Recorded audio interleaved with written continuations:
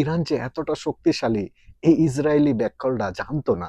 এখন তারা হাড়ে, হাড়ে টের পাচ্ছে যে ফিলিস্তিনকে যেভাবে তারা তামা বানিয়ে দিয়েছিল, আজকে তাদের ইসরায়েলকেও সেভাবে তামা বানিয়ে দিচ্ছে।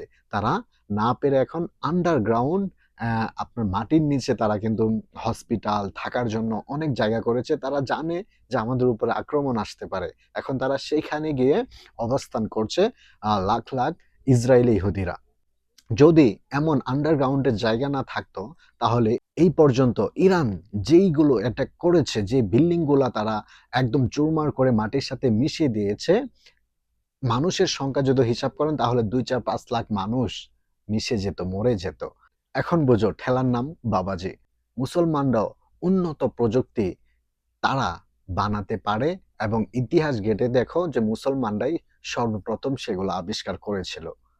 সো ইরানের জন্য এবং ইরানের প্রেসিডেন্টের জন্য অন্তর থেকে দোয়া এবং ভালোবাসা রইল।